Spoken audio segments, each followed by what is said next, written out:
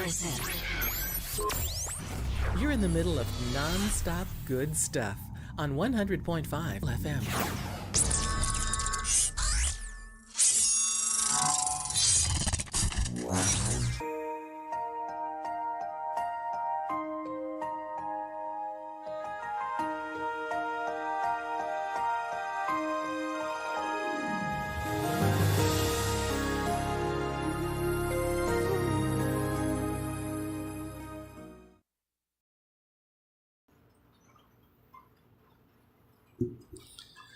Abyan, welcome sa atong palatuntunan ang Ilonggo Daily Light from God's Word Radio Broadcast. Ining aton nga programa naghalin pa diri sa Baay City Fellowship Baptist Church, Baay City, Negros Oriental. Ako si Pastor Ipafrazacar, nga karon pastor man sang Dumaguete City Cornerstone Baptist Church. Kag gusto ko nga magpahibalo kag magpangagda sa aton mga kauturan, mga kabiyanan, nga may handom sa pagtuon sa pulong sang aton Ginoo, kag sa pagsimba sa iya, dira sa Dumaguete, ang pagtililipon sa mga Kristohanon, dira sa Cornerstone, Dumaguete City Cornerstone Baptist Church, ginahiwat sa Ilina 2 Manhattan Suites Inn, Kalindagan, Dumaguete City, Negros Oriental. Kag ang pagtililipo nagasugod alas 5 sa hapon, tubtob alas 7 sa gabi kada Domingo. So amoy ning akon nga pagpangagda nga sa tinagipuson sa aton mga kauturan nga basi ara kamo sa Dumaguete sa adlaw nga Domingo. Amon kamo gina-inbitar sa pagpakigupod sa amon. Sa sini nga aga abyan, aton pamalandungan ang leksyon o pagtulunan nga ako nagatuo nakuha ni Apostol Juan sa mountaintop experience. Kag nangin gabayan, nangin pundasyon yadto sa iyang pagsalig kag pagtuo sa Ginoo, pagpadayon sa iyang pangabuhi kag pag-alagad sa Ginoo. Karon ang importante sa mga Kristohanon amo ang paglakat nga may paghiusa, may fellowship dira sa Ginoo. So amo nang aton nga handuman sa aton nga kabuhi. Paano kita makapakig-ambitay sa Diyos? How to fellowship with God? Dirigin lay down ni Juan ang tatlo ka mga butang kung paano kita mag-fellowship dira sa Ginoo. Diri sa bersikulo sugod gani sa bersikulo 3 tubtob sa 7, pero basahon na lang naton diri sa bersikulo 5, no?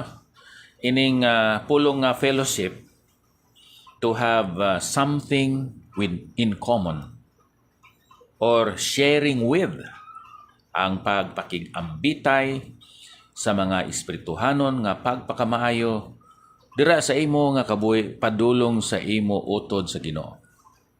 Ang pagpakig-ambit sa mga financial o material nga mga pagpakamaayo nga imo ipaambit sa iban. Kay kung usisaw naton abyan, wala man gid kita nagahatag sinang kwarta o espirituhanon nga pagpakamaayo sa tao, strictly speaking. Kay hindi man kita ang ginhalinan, ang tuburan sang espiritual kag sang mga material, financial nga pagpakamayo. Kita mga umalambit lang man, kita mga recipients lang man, manugbaton lang man kita, hindi bala. Bisan pa sang financial kag material nga pagpakamayo. So kung imo ini ipaambit sa iban, nagahimo ikaw sang maayo. Nagapahayag ikaw sang imo gugma. Kay ang gugma hindi makita lang ini pinaagi sa mga binuhatan. So amo ini sa verse 3. Si Pablo nagamit man sinang pulong koinonia sang paghambal niya sa pagpangamuyo, sa pagtudlo sang pulong sa Ginoo, sinang balaan nga panihapon, kag sa paghatag. Amoy na gamit man na ni Apostol Pablo. Sa versikulo 4, ang kalipay sa mga tumuloo, amoy ng isa sa mga purposes sa sining sulat ni Juan. We have learned just a while ago na si Juan nagsulat para nga mapaligon nila faith, para mapaligon man nila fellowship, para nga makabaton sila fullness of joy or completeness of joy sa ilang nga kabuhi. Kag diri sa bersikulo 5, paano kita maka-fellowship sa Dios kag sa iya anak kag sa isa kag isa? Ari diri. Verse 5. Pinaagi sa paglakat sa kasanag o kon kapawa. Amoy ni ang balita nga nabatian namon sa iya, kag ginapahibalo sa inyo nga ang Dios kapawa kag sa iya wala gid sing kadudulman. Kung magsiling kita nga may pagpakig-ambit kita sa iya, kag nagalakat sa kadudulman, nagabutig kita kag wala nagakabuhi sunod sa kamatuoran. How to have fellowship with God, with Jesus Christ, and with one another? By walking in the light. Inang paghambal diri o kung pagsulat ni Juan, wala nagsiling si Juan nga God is a light or God is the light. Kundi, God is light. Ang kapawa o kung ang kasanag na gingamit diri, amoy na ang moral na karakter sa Diyos. Ini nagakulugan sang iya pagkabalaan nga nagausisa kag nagapenetrate sa kadudulman sang sala kag sang kalautan. Kay sa pagkamatod, ang sala hindi luntad o maka-exist sa presensya sang Dios. Kaangay nga ang kadulom hindi gid exist o kon makaluntad sa presensya sang physical na kapawa. Hindi ba? Either ara ka sa kapawa o kon ara ikaw sa kadudulman. Ining kapawa nagahatag ini sang kabuhi. Light is life-giving. Aton basahon bala no abyan sa insulat gihapon ni Juan sa Juan kapitulo 1 bersikulo 4. Kay nagahambal ini nanungod sang kapawa. Sa iya amo ni siya ang Word of God kag kun aton usisaon siya si Ginoong Hesus. Sa iya yara ang kabuhi kag ang kabuhi amo ang kapawa sang mga tao. And then sa John 8:12 sa English lang no. I am the light of the world. He that believeth in me. And then he who follows me shall not walk in darkness but have the light of life. Amoy nang hambal sang aton Ginoong Hesukristo. So, subong nga mga nakabaton sining nga kapawa, kinanglan magsunod kita sa iya. Kag magapadayon ang aton pag-eksperyensya sang kapawa para sa aton nga pagpangabuhi. Ako, amo ang kapawa sa kalibutan, ang nagasunod sa akon hindi maglakat sa kadudulman, kundi may kapawa nga nagahatag sang kabuhi. So ang light diri abyan amo ang moral character sang Dios. Kung ikaw nagasalig sa aton Ginoong Hesukristo, ikaw magasunod sa mga batasan, klase sang pagpangabuhi ni Ginoong Hesukristo nga napunan sang pagkamatarong kag pagkabalaan. Ikaw kag ako nga magahimo sini nga magasunod kita sa kay Ginoong Hesus. Hindi kita magalakat dira sa kalautan. Sa pagpadayon sa atong pagpakasala. Sa pagpadayon sa paghimo sang aton nga mga bisyo na aton ginahimo sang una sang wala pa kita nakakilala kay Kristo Jesus. Kung sundo naton siya sa aton kabuhi, makaangkon kita sang kapawa. Kapawa nga kung sa aton pa, moral karakter. Ang aton batasan, manginbalaan, matarong kag Diyos na. Ining kadulom, amo ini ang opposite sang kapawa. So kung ang kapawa amo ang holiness, righteousness of God, ang kadulom amo ang sin kag ang pagka hindi matarong sa aton nga kabuhi. Ining kadulom kontra ini sa Dios. Amo ini ang kalautan nga nagakahulugan sang hindi lamang sang kadudulman, pagpakasala, kundi nagakahulugan man ini abyan sang kasamo o kun kagamo. Ining kadudulman amo ang handom kag tinguha ni Satanas sa iya sumulunod kag bisan pa sa mga makasasala sa supak, pagpakig-away sa Dios. Kag nga daw para panaugon ang Dios sa sining kalibutan to the level sa tao. Ang mga Gnostics, sikta ini nga nagatuo nga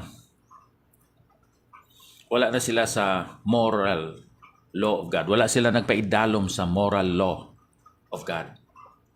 Amo ini ang kung sa aton pakaron amo ning new morality. New morality. Bag-o nga moralidad. Actually, kung aton usisaon, it is a using opposite terms. Pagsilinggan ita morality, ang iya sina nga synonym ang maayo nga batasan, karakter o klase sang pagpangabuhi.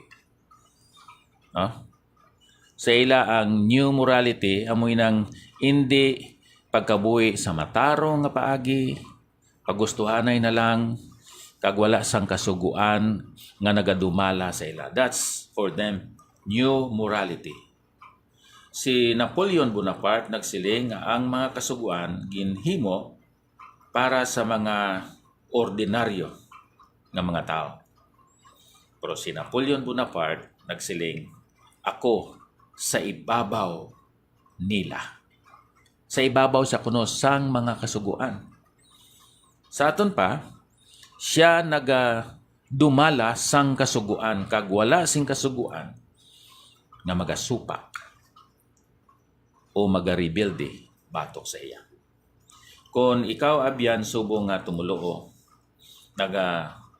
lakat sa kapawa o kung sa kasanan, sinang pulong sang Dios, madamo sang mga kamatuoran nga imo madiskubrihan nga nagahatag sang kailwayan, kag madamo man sang mga butig nga imo madiskubrihan nga nagagapos kag nagaulipon sa tao.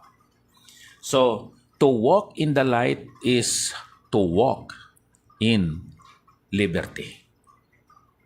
Ang paglakat dira sa kapawa amo ang paglakat sa kahilwayan. Tuod man aton mga eksperyensya. Hindi ba lang kung mag-brown out ang imo nga paglakat, may cautiousness, may kahadlok, Why? Tungod kay hindi ikaw hilway sa imo nga paglakat. So, pili ka abyan. Maglakat ikaw sa kapawa, sang pagkamatarong, kag pagkabalaan sang Dios, o kung maglakat ikaw sa kadudulman, sa kayulipnan, sa paggapos, sang sala, sang kalibutan, kag ni Satanas. To walk in the light, therefore, is to walk with life and liberty. Diyos nga balaan, madamo gid nga salamat nga amo na tun-an nahangpan nga ang paglakat sa kapawa, ang pagkabuhi nga matarong kag balaan, amo ang paglakat, ang paggawi, ang pagpangabuhi nga may kahilwayan kag kabuhi sa sini nga kalibutan. Madamo gid nga salamat sa mga kamaturan nga imo ginpahayag sa amon, pinaagi sa sini nga bahin sa Balaan Kasulatan. Sa ngalan ni Ginoong Hesus. Amen. Sir Paul Pinili, good morning. Hello, Sister No, my fair child. How are you? God bless you. I hope that you are experiencing God's grace and mercy upon your life. Brother Jose Jonisa, ng Lydia Akar, Titong Akol, good morning, Pastor Epaphras, God bless you always. Iñaki Anponi Palomar, good morning, Pastor. Thank you. Salamat sa inyong nga pagsunod, sining aton nga programa. Alin pa diri sa Bay City Fellowship Baptist Church, ako si Pastor Epaphras Akar, nagasiling ang Diyos magpakamaayo sa aton nga tanan. No greater love is known, no greater love is shown, than when one lays his life down. Love is shown, than when one lays his life down. Love is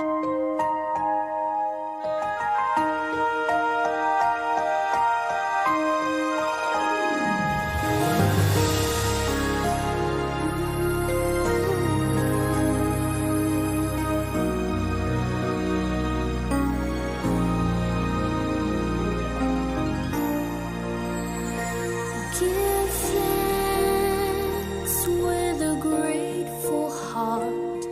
Give thanks to the Holy One.